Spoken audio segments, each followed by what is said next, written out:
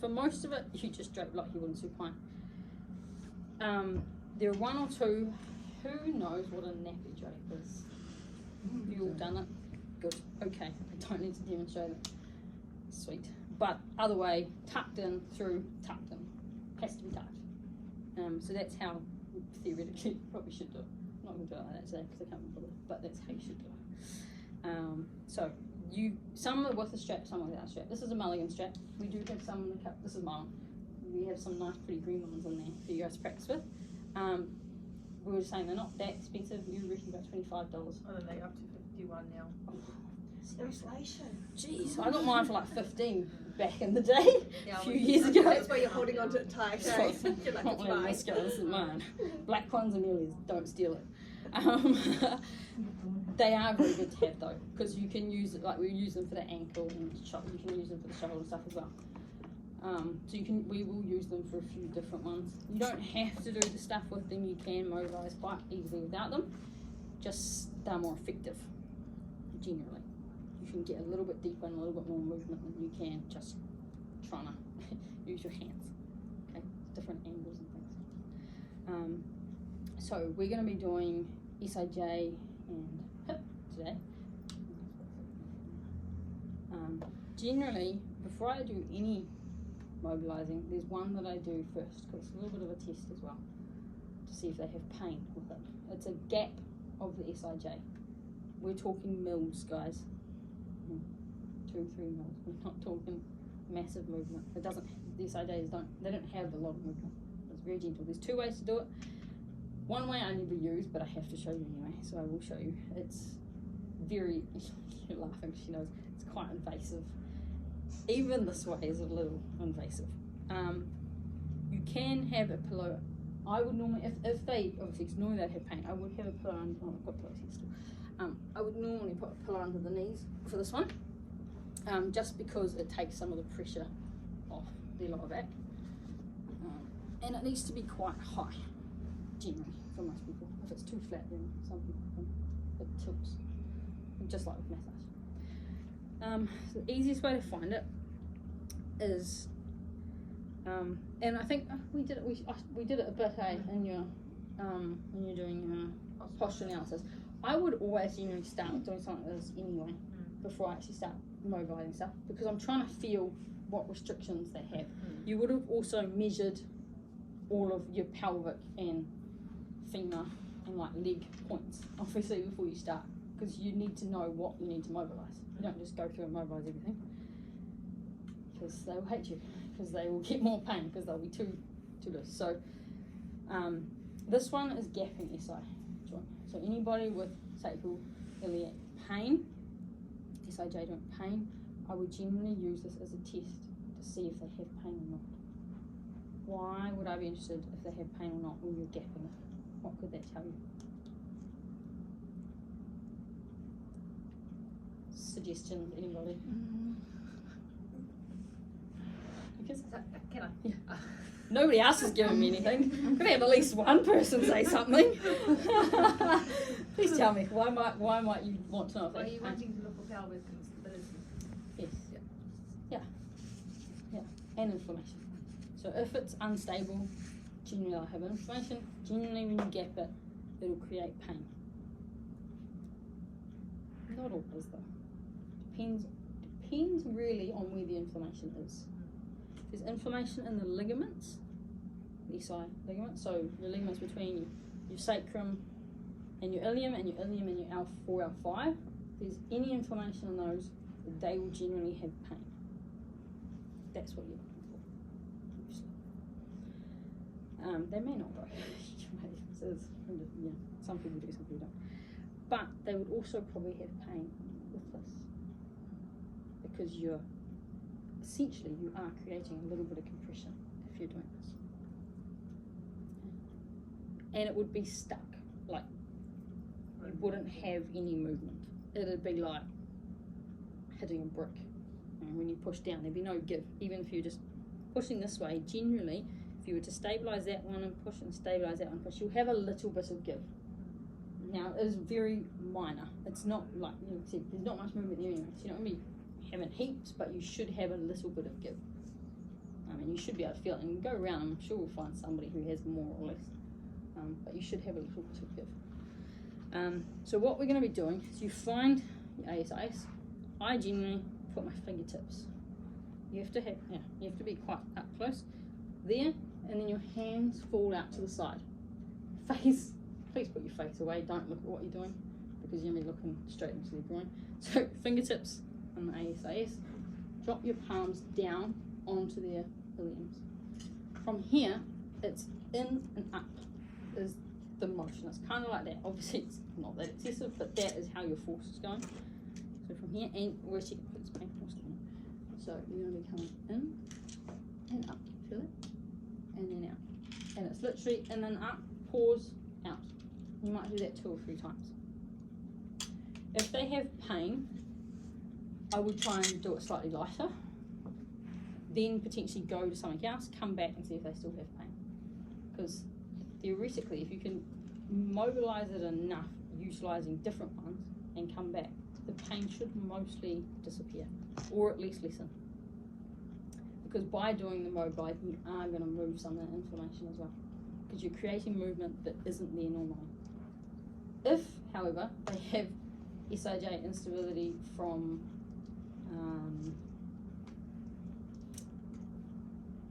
if they're hypermobile through the SIJ, don't mobilize it. And that's where your stalk test comes in. So you know how I was talking about if somebody has a really bad true instability, it'll drop? Don't do this. Why?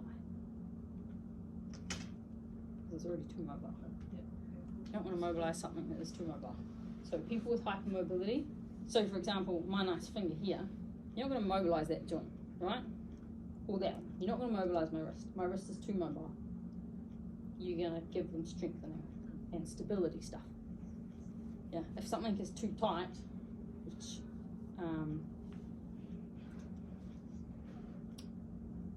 most of you guys, all of you guys, it'll be fine. Because none of you have like a true instability. This doesn't often happen, to be fair. It's not that common. Not a hypermobile SIJ. And generally they would know. There'd be somebody like myself who knows they're hypermobile. And it should be on their form. Or you could ask them. And you'd know, like if you were to pick up their legs, which you should have done in your posture analysis, and move them around, their knees might hyperextend, for example. Or you might pick up their ankles and their ankle joint will gap. Something like that. And you'll be like, okay, seems a little too mobile. Yeah, but most people who are hypermobile will know they're hypermobile. Or like the elbows will hyperflex or something. But you can be hypermobile in some joints and not others. Yeah, depending on accidents and injuries and things like that. So, for example, mine with my spinal injury, my thoracic spine is really immobile because it's rotated and I've got very, very little movement, and I compensate with the hypermobility through my hips, which is not great. But yeah, so you should be able to tell if it's hypermobile. And for the fact is, if you go in to do that gap and it feels really easy, don't do it again because there's too much movement. Most people though, it'll be quite firm. You have to apply quite a lot of pressure. If it feels easy though, you're like, okay, let's not do this anymore. So that's your initial one. So that's kind of like a little bit of a tester as well. You can do it, and I will show you, but again, it's pretty hideous. So you would have to nappy drape them. So you just tuck that under yourself there. With me. Keep your knees up. That is your nappy drape. And very poorly done, but it's your nappy drape. It should all be nicely tucked in as well. That's kind of how it looks. Then, can you just bend your knees right up for me? Yeah, keep them up like that. This is why I don't like it. Okay, you have to sit with your legs over their feet, right? So you're anchoring their feet, pillow between the legs. For today, you don't have to put this one here. I'm going to put this one here because it's going to protect my stomach. Pillow between the legs, pillow here, and you literally do it like this. And I really don't like it because this is very awkward and it is very invasive.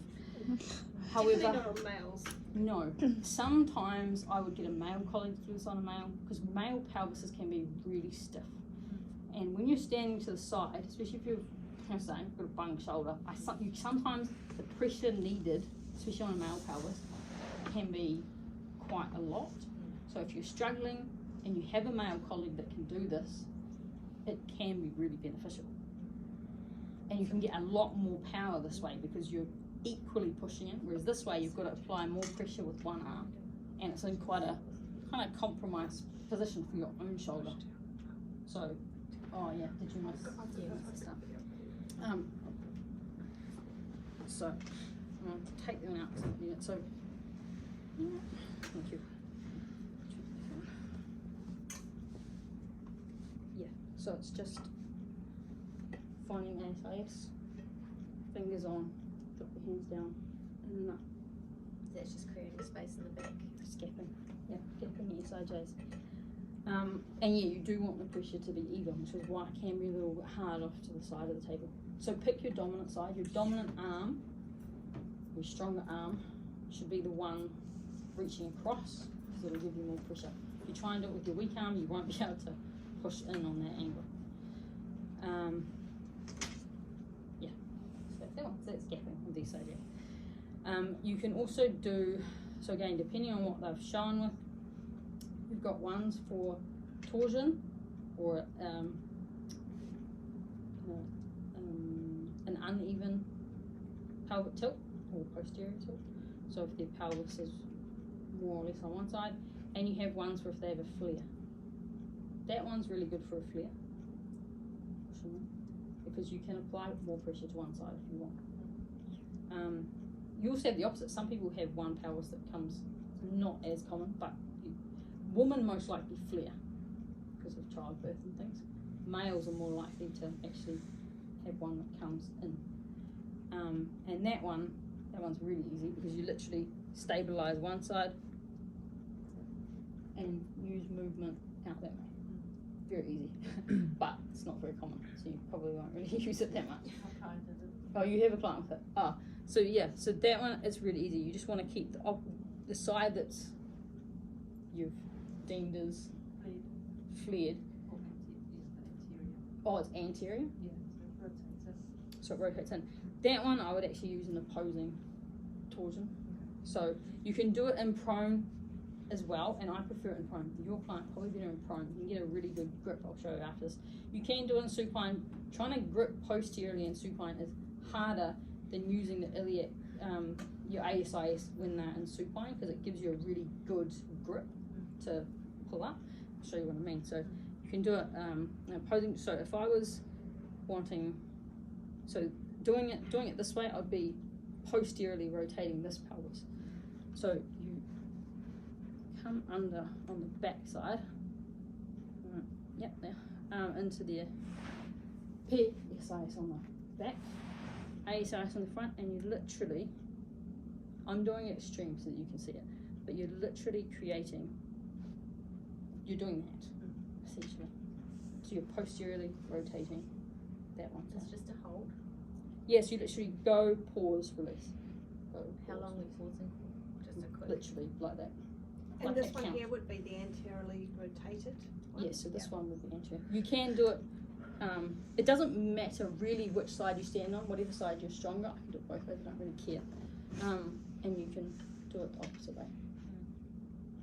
The only thing if you do it opposite like this, I would normally do the side close to me, is because you can actually flare their pelvis when you're applying pressure across. And if he is internal, then that's good, and you can use that with a flare to come up. So if his pelvis is forward, I would do it crossways so that I'm going out and back. If it's not, and it's just a straight tilt, I would do it on this side so that I'm getting a more direct pressure this way. Does that make sense?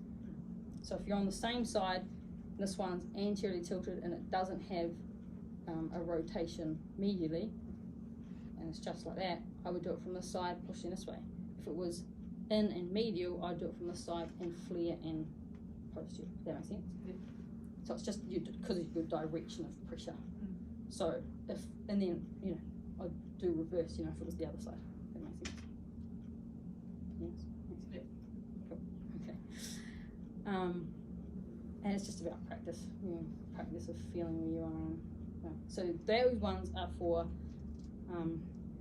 rotations and flares. You can do, there are 2 strapped ones you can do for these as well. There's one that is predominantly for these ones. When we're using the strap here, it's more looking at the femur than the pelvis. Most of the pelvis ones, you can do go into a posterior with the one I'm about to do, but you can also gap femur, so if they've got compression. So you can use it for both. It just slightly depends where you kind of put your pressure. Again, there's one that I like and there's one that I don't like. Sorry, I didn't have a joke again. Should have left it.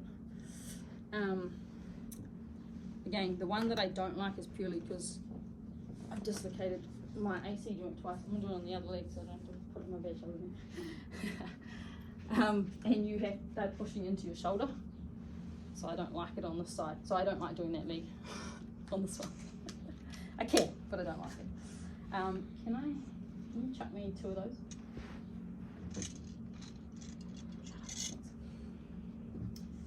Having a little towel like this, really handy when you're using a strap anyway.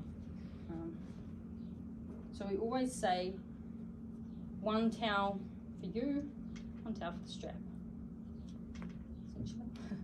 So for this one, I have this up here.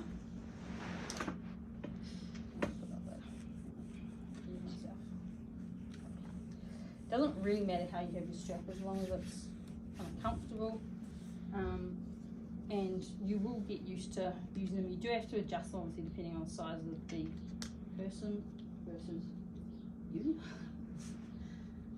So 1 for the strap, and depending on where it's going to be coming on the interior, so you just put it where the pressure is going to be. Just adds a little bit more cushioning. The strap can feel quite kind of sharp as well. And then 1 where the leg's going to be. So your leg, yeah, and we're going to put your foot. Oh, you're a bit longer than my last one.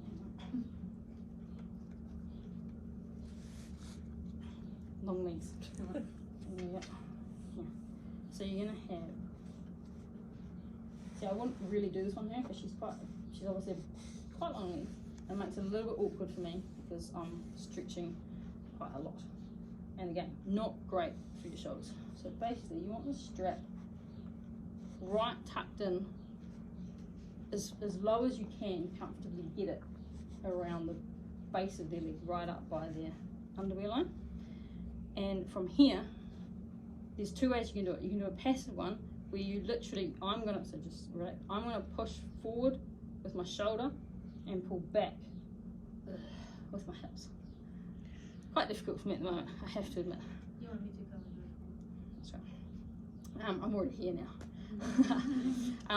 And it's actually normally it's really easy because you're literally just going on an angle like that and support there. So it's gapping the femur this way. Makes sense? So it's a decompression. You can use active where they push, 5-10% in here. Push, stop. Not gonna do that. Don't do that. Not on me today. You can get them to push into your shoulder and do it as an active as well. Yeah, can't do it right now. We can do it once she's got it on the table. We'll show you with her later. She's done it before. So yeah, that's a good one to gap and create space. The one I prefer, to tighten my strap back up, is this way where you actually hold their leg. It's more passive. You can add rotation as well with this one, which I like because most people adding a form of rotation gives a bigger release.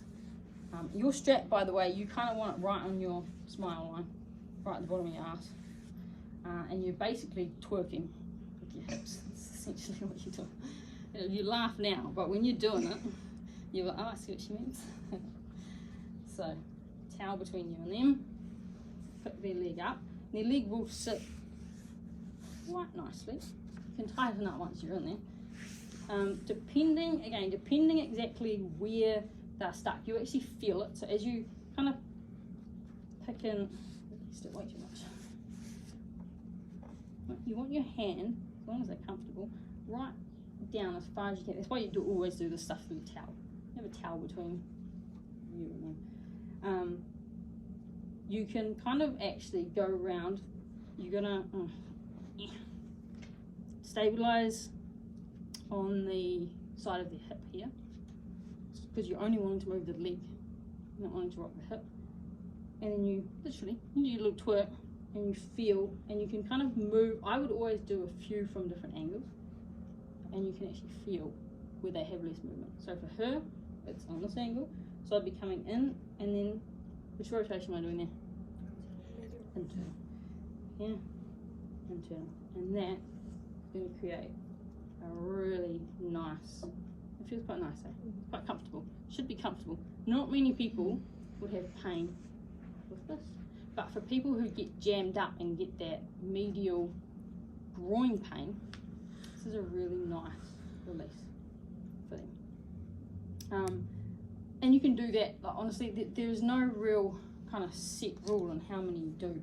Most mobilizing, you only ever go up to about 3 in one area or one direction. So I might do kind of 3 slightly more from here down in medial, and then I might come in and do another 3, and then that would be it.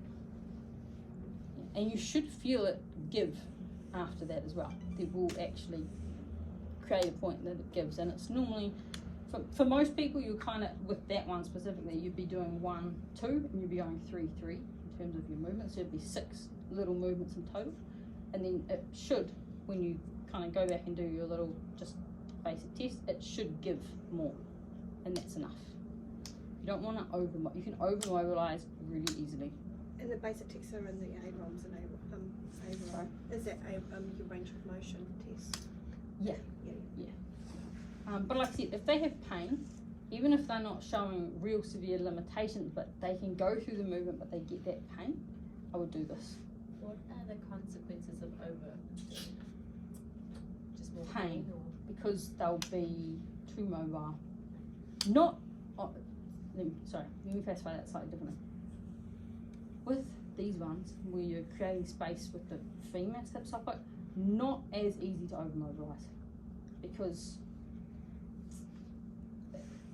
Shoulder, so yeah, I was going to say that the ones that are really dangerous are the SI joints, because they don't have much movement to begin with, and the shoulder. You don't want to mobilise the shoulder one. oh, this one. Hip, the hip socket itself is a good shape and it supports the femur really well. So even if you bring it down, it's still got support. Shoulder, because it's more of like a plate shape, it's not a full socket, you can over mobilize. Yeah. Again, ankles, if you over mobilize, I feel a bit unstable.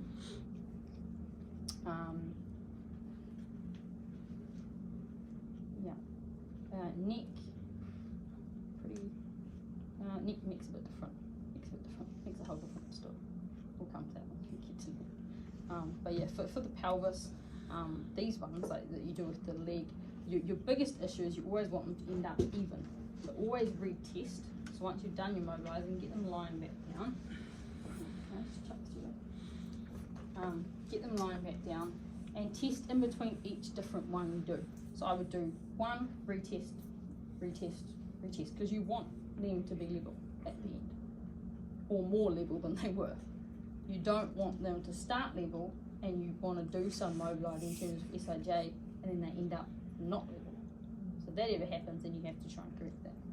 The other one is, there's another one you can do for the femur, and that is, I think you can do a double leg. This is just I use it as more of a measure. It's not really a mobilizer. I just use it as a measure to see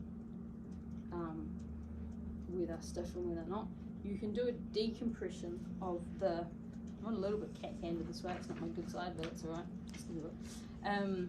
If they're really compressed and you've done your back seatbelt one that I just did with the mulligan strap, I would often finish with this one. It's quite a nice one to finish with. They do have to be relaxed, so sometimes you might need to give them a little bit of a jiggle. So you have your inside hand cups the ankle this way. What do you call that? Back towards yourself. Outside arm supports on top. Knee problems, don't do it. Please, if they're hypermobile through their knees, don't do it, because you're flicking the leg, so it will create issues. So you're going to apply, you can do a straight traction, which is a straight pull, so coming up. I tend to wiggle it a little bit just because it helps them relax. As soon as you start to pick things up and that, people tend to give them a little bit of a jiggle, just helps them relax. It doesn't, it's not actually part of the technique, it's just habit that I've picked up because it helps people relax and it distracts them. So I would generally do this in between. So I might do 3 leg flicks and that'll be it, and I can't show you that. So you're tractioning, you add a flick and a pull. Jiggle, flick and a pull. So it's up and down and back is the movement. So you're flicking up and tractioning as you come out of the flick, not when you're going into it. So no, I've got no traction that one, I'm just holding and supporting here. You can pull on a very slight, like initial stage traction. Flick and then pull out at the end. So you bring on until you just start to feel it being tight, flick and then pull past that point and then relax it back in. Doing these, again, really important to make sure that you end up with even malleolus at the end. Unless they have a leg length, unless they have a leg length difference or something like that, then you're never going to get equal. But for this, if we're talking purely a compression at the hip and you're trying to create that space, you will actually be able to see some people, you might start with the difference like this. You do just that seatbelt one and the leg flick that I've just shown, and you'll end up even. Just by doing that, you haven't even done any muscle work. And would that generally last after one session, or is that more of a having to do like 4 weeks, 5 weeks, and then it'll stick kind of thing? It's like anything. If you're not addressing the cause, this will treat the symptom. It'll give them relief. You're not actually treating the muscle imbalance that comes with it to create that compression. Like you're looking at, why is their hip joint compressed? What's doing it? What muscles are doing it? If you only do the mobilizing, sure, it'll give them temporary relief. Muscles tighten, muscle will just pull it back unless you address the problem. So most mobilizing is actually temporary relief. Would you be doing this after you've addressed that muscle or before? That's a good question. Kind of depends.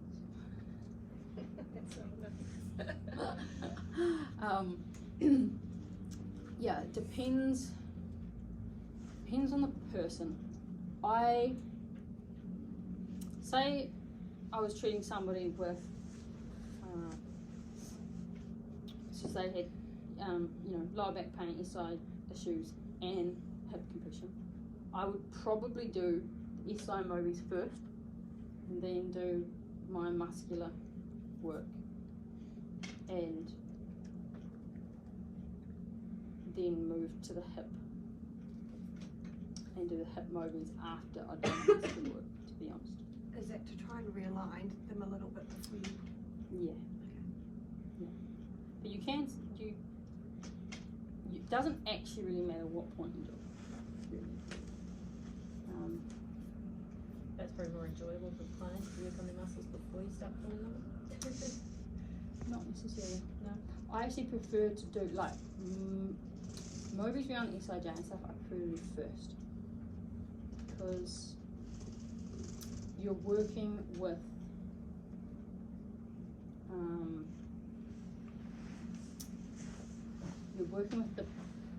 the posture as is. As soon as you loosen the muscles and stuff, when you go to mobilize, obviously it affects how you can mobilize. So if you've already loosened things off, mobilise might be too much at that point. So I would generally do it first. The only, sorry, that's around the sacrum, SIJ. In terms of ball and socket, like the hip, ankle, stuff like that, I would do after. Yeah, SIJ is probably the only one. SIJ and neck, I'll do first, and potentially afterwards as well, to feel the difference. Didn't realise my feet Any were on the other, camera. I would do the mobies last. Is that what you've Yeah. been done? Yeah. It's just, it's kind of the last resort, so if Yeah, you've done everything essentially. that you can possibly do. Yeah. And then if you're still stuff, then Yeah. that's your last resort. Yeah.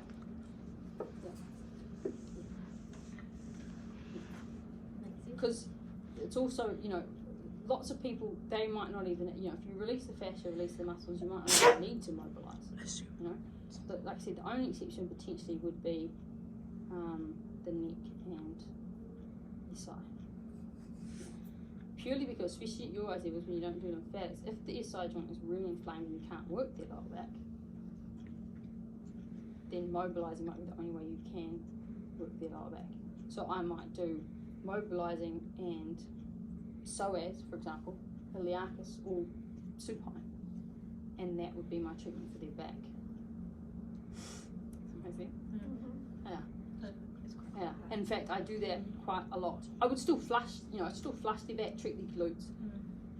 Personally, I would do lymphatic drainage probably around the SI and stuff as well. So they're still getting that area worked. You guys fascial work, because that can help release inflammation as well. It can help move inflammation, so you might do fascial work around there. Bearing in mind that fascial work and mobilising are quite similar in the fact of how you're releasing. Because mobilising works a lot with fascia. So if you've done a lot of fascia work and then you do a lot of mobies, you might overdo it as well. So you'd kind of have to either go less fascia work, do a little bit and mobilise, or more fascia work and no mobilising. And then work the muscles. Like I said, most lower back pain you need to work psoas now that you do it. Yeah. For most. Not all, but for most. Because most people with lower back pain, their abdominals are not engaging. So even if their psoas is weak and long, it's still going to be creating force, potentially. It's purely because their transverse abdominis is not holding where it should. The transverse abdominis should stop that friction that I was talking about. However, if it's not engaged, which we'll go through the engagement and stuff for that next week, I think it is. So if they can't engage there, there will be friction there purely for the fact that it's not actually holding as it should.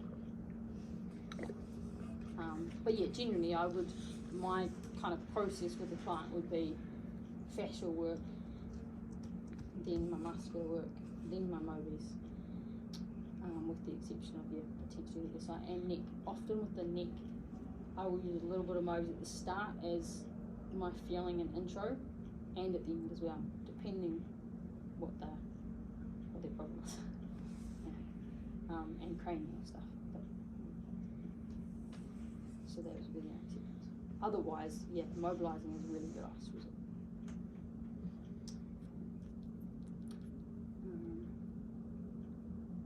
Yeah, I think I've gone through them all.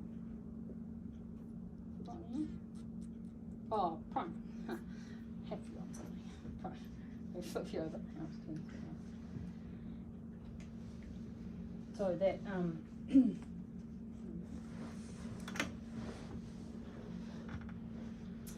the torsion one I was talking to you about, you can do in prone.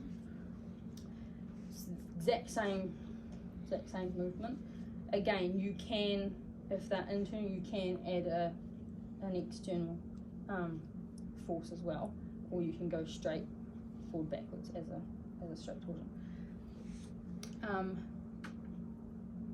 I personally always find it easier to go opposite into the front, just because it's easier. I'll show you why. You can use your body weight. It's a lot easier. So you find there ASIS, and that you're literally gonna grip onto it. You need a good grip, so you kind of almost under it and on top of it. So you have one here and there, and you're gonna get a good grip on there. Being in mind, your outside hand is gonna then come onto this, and it's gonna be, this hand is pulling, this hand is pushing, so it's gonna end up like that. So this hand is doing most of it, which is why from here it's easier. If you try and do it here, it's like, this is quite awkward. So you can either do a straight pressure, which I have to kind of step back a little bit, or you can do a more, you can actually do, if they are really, mostly for males, if they are really coming in, you can actually do a one-sided posterior mobilization as well. So it doesn't happen that often, because mostly it's due to a rotation. But if they actually have a forward or backward, it's normally sorry, forward. They have a forward translation of one of their iliums. Doesn't happen that often, but you do see it sometimes. Mostly post-pregnancy and stuff like that, you might get an actual forward translation, and you'd see that because in one, the anterior tilts would be the same, but one ASIS would be sitting up. When they lie in prone, you should actually see a dip as well. That would be the only time I'd use that, if both showed that it was, so if everything was square and there was a dip and then there was a forward on the front, because that means there's no rotation. So then so whatever side is forward, you would then use posterior. Practicing on each other, if you can, just make sure you do both sides. Otherwise you leave honky. Yeah. So that's for a anterior posterior one. The other one's a rotation. The one last one, which again, the only one you can use on a pregnant person, but not in prone, it'll be sideline. So just say that. You do it, I do it in prone as well. It's really nice, especially if they've got lower back pain and sacral, like your side joint pain. Full hand, you want your palm of your hand on their sacrum.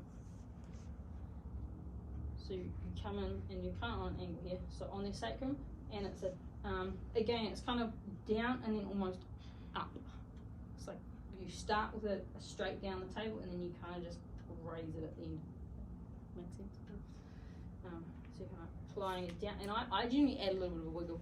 Again, it just helps them relax, and it actually feels quite nice. And also, if you can do it. This one you can kind of, it's not really it's not a mobilization as such, it's more just a nice decompression. It's not, you can't really do it wrong. Just, it's quite nice, it's quite relieving, especially if they've got inflammation through the ligaments and through their lower back. This will be quite relieving. So down, again, I just add a little wiggle and then use that compression. On a pregnant person, side lying, this way. Really nice for a pregnant lady, really nice. It helps move. So by doing that, you often see they have heaps of inflammation around their sacrum. This will help, especially if you add a little bit of a wiggle, because it actually helps move the lymphatics. It will actually drain some of that if you do it well enough. You can really just stay there and sit there and do that. Obviously, this one. Yeah. And you can kind of use it as your end, like it's quite a nice way to end the session if you're kind of doing that, and then something like that, bring your hands up. It can be quite a nice way to finish a session on a lower back person as well. It's really quite comfortable, quite relieving for most people. And like I said, it will move some inflammation as well. Not as good as lymphatics, but it is quite a good, because that position of the pelvis, you've got some really deep lymphatic vessels through your abdomen, come up through your leg and through your abdomen, and that angle and that pressure actually helps open some of those. So it can actually be quite a good drain as well. I think I might remember some other ones, but I think I've gone through the main ones. Cool, so what are we now? 1:45. Oh, sweet, we've got a bit of time. Cool.